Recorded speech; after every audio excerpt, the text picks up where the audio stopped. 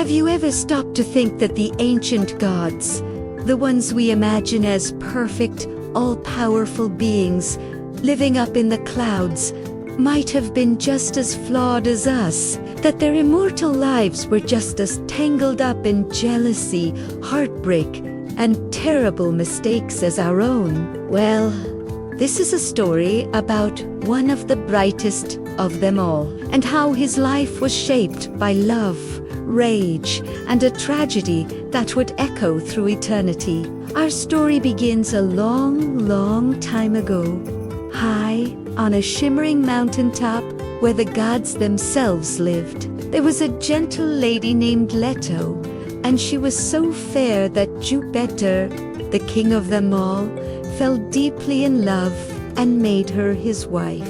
But this fairy tale had a villain. When Juno, the powerful queen of the sky, heard about it, she was consumed by a blazing fury. She cast Leto out from their mountain home and put a curse on her, commanding every corner of the earth to refuse her shelter.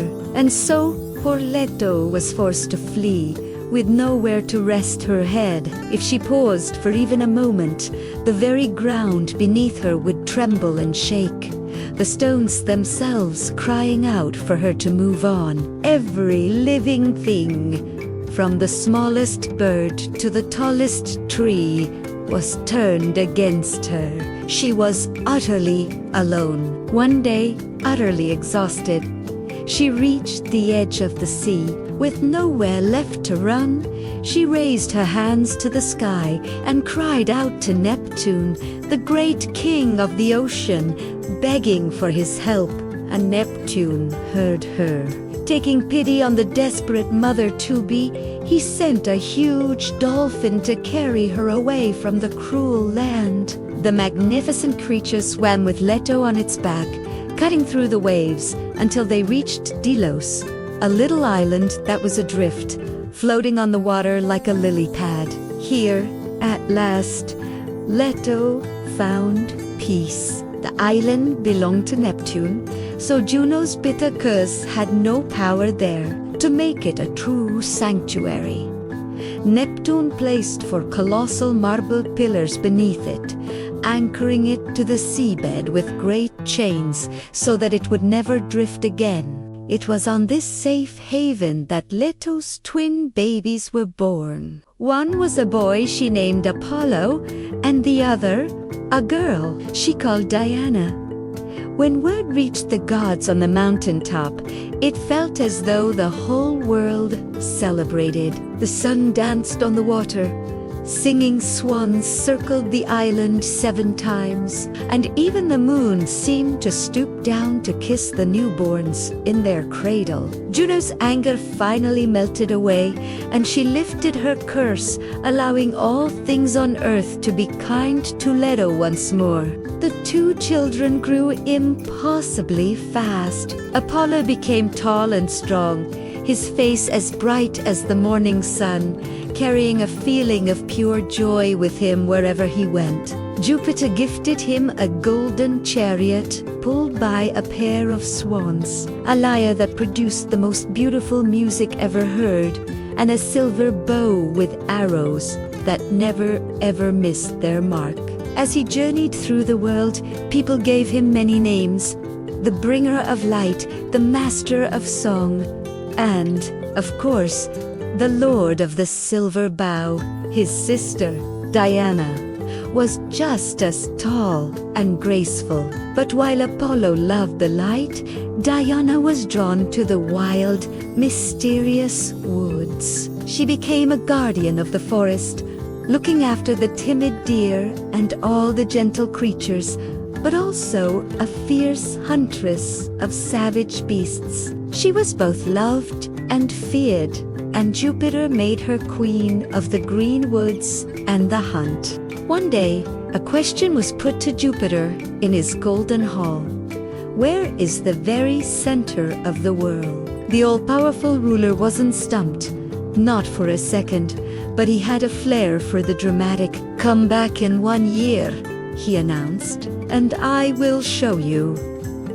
He then took 2 eagles, the swiftest birds in all creation, and trained them until they flew at the exact same speed. When the year was up, he sent one to the farthest eastern edge of the world, where the sun rises, and the other to the desolate far west, where the ocean disappears into darkness.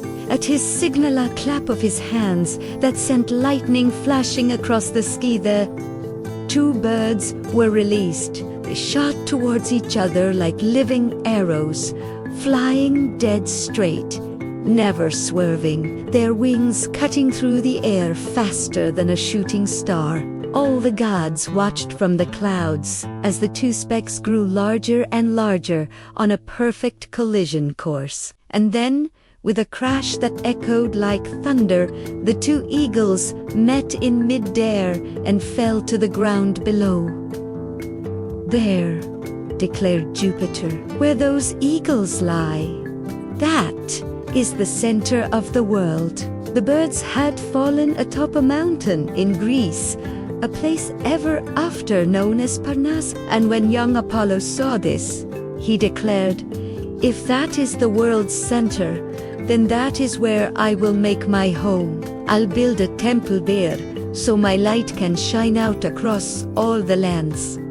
So Apollo descended to Parnassus, but the place he found was wild and savage. The valleys below were dark and lonely, and the few people who lived there huddled amongst the rocks, terrified of some unseen danger. They told him of a monstrous serpent, the python, that lived in a great crack in the mountainside. This beast would snatch their livestock, and sometimes even the people themselves, dragging them back to its dreadful den. "Can no one kill this creature?" Apollo asked. "No one," they replied, their voices filled with despair. "We are all doomed." With his silver bow in hand, Apollo went to face the monster. It wasn't hard to find its lair. The ground was scarred with the paths the great beast had worn through the rock. As Apollo approached, the python uncoiled its massive body, its eyes glaring, its huge mouth opening wide. The sound of its scaly skin scraping over the stones was enough to chill the blood. But Apollo stood his ground. He fitted an arrow to his bow and waited. The python sensed this was no ordinary man, and for the first time, it felt fear. It turned to flee, but it was too late. The silver arrow flew, and the monster was dead. "Here," Apollo said, standing over the slain beast, "here I will build my house." And so, where the serpent's den had once been, the shining white walls of Apollo's temple rose amongst the rocks. People came from all around to build their homes nearby, and the city they created was named Delphi.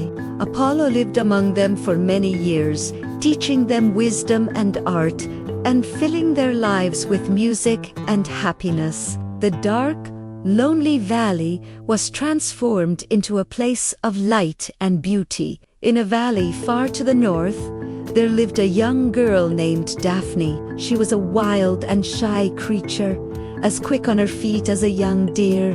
She spent her days in the woods and fields, preferring the company of birds and flowers to people. She especially loved the river Peneus and would spend hours talking to it, convinced it could hear her, and whispered secrets back in return.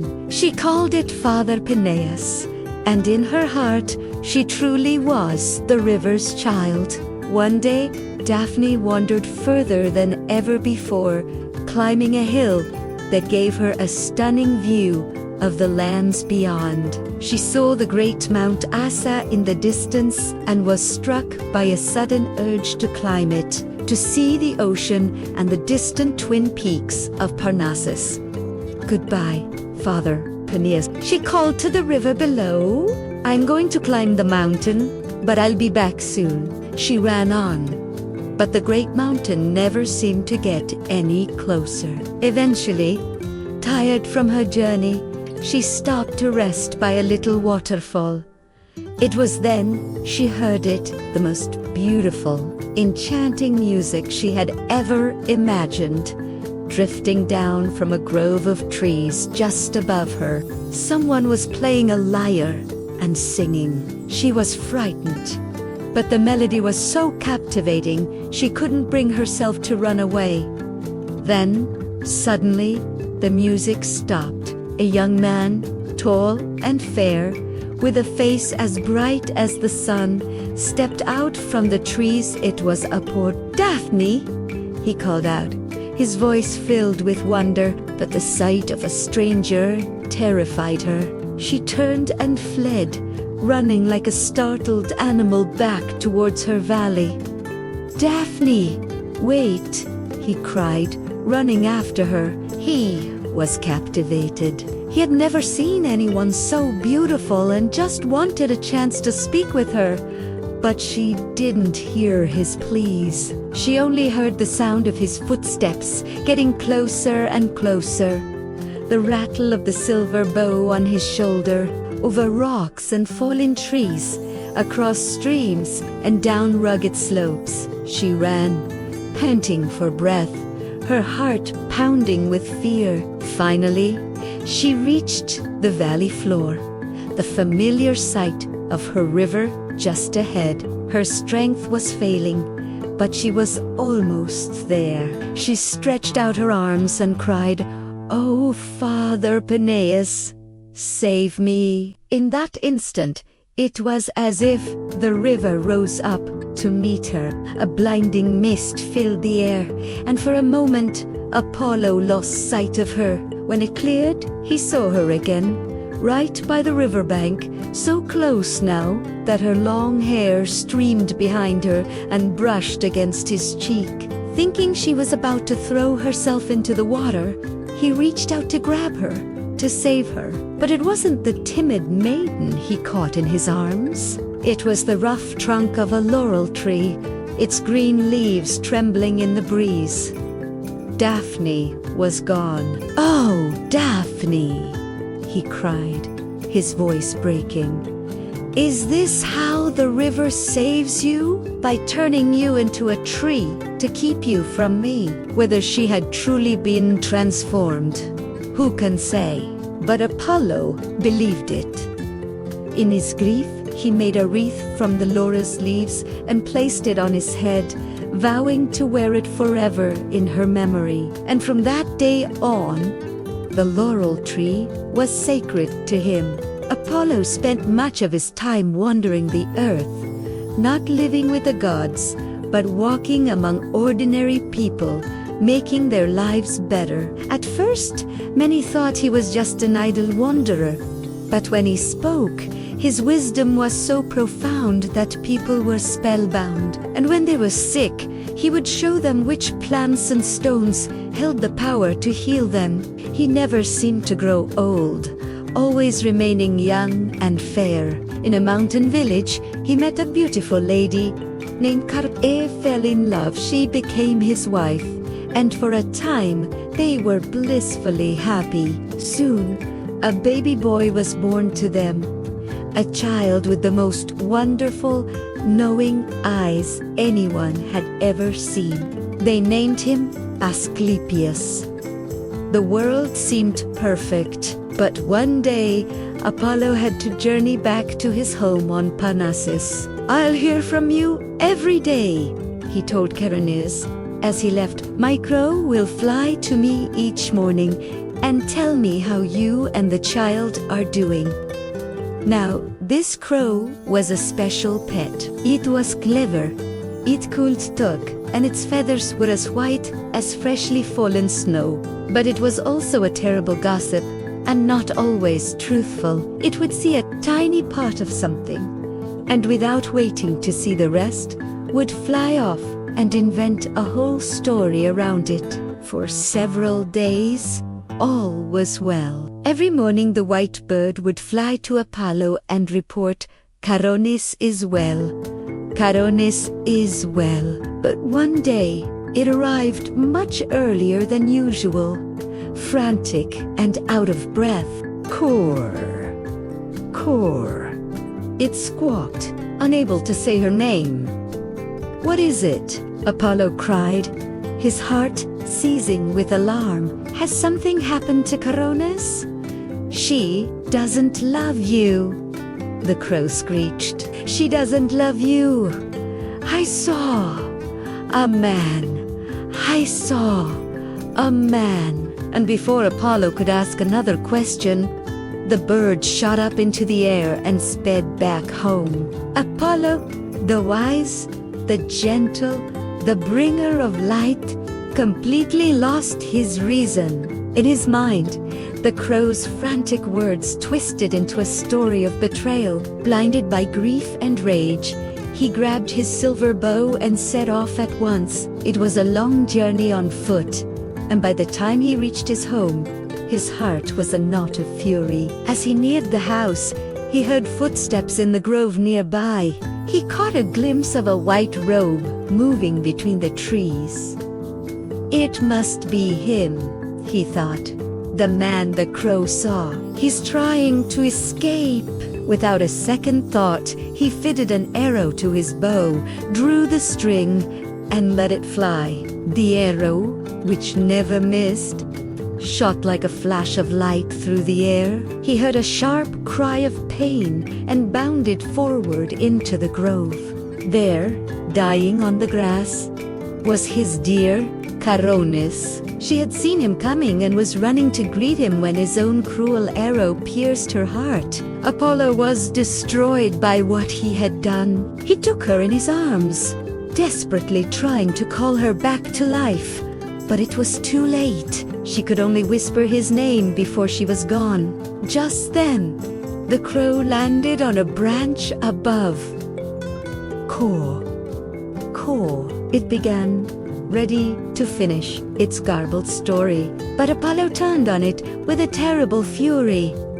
"Be gone, cursed bird," he roared. "From this day on, you will speak no word but caw. And those feathers you are so proud of will no longer be white, but as black as midnight. And that, they say, is why all crows are black, and why they fly from tree to tree, crying that one harsh sound." Soon after, Apollo took his little boy, Asclepius, and brought him to a wise old centaur named Chiron. "Teach this child everything you know," he said. "Teach him what he needs to do, great good for mankind." And Asclepius grew into a wise and gentle man. He learned the secrets of herbs and stones and became a master of healing. His name became famous across the land. He was the friend of life and the enemy of death. He became so skilled, in fact, that he saved so many people from dying that Pluto, the king of the underworld, grew alarmed. "I'll have no one left in my kingdom at this rate," he complained to his brother, Jupiter. And Jupiter, listening to his brother's grievance, stood among the storm clouds and hurled his mighty thunderbolts, striking the great physician down. When Apollo heard of his son's death, his grief was terrible. He couldn't harm Jupiter, but he could lash out at those who had forged the weapon. He stormed into the fiery workshops of the great giant smiths and, one by one, slayed them. This act of vengeance enraged Jupiter. He summoned Apollo before him, stripped him of his silver bow, his magical lyre, and all his radiant beauty. He clothed him in the rags of a beggar and banished him from the mountain of the gods. He would be forced to serve a mortal man as a slave for a whole year, and he would not regain his divinity until his sentence was served. And so, as Apollo walked out into the world, alone and disgraced. No one who saw the broken figure would ever have dreamed that this was once the sun-bright lord of the silver bow. Thank you for allowing me to be a part of your night. May you find deep peace and restful sleep. Wishing you the sweetest dreams. If you liked it, please like, comment, and subscribe. Bye.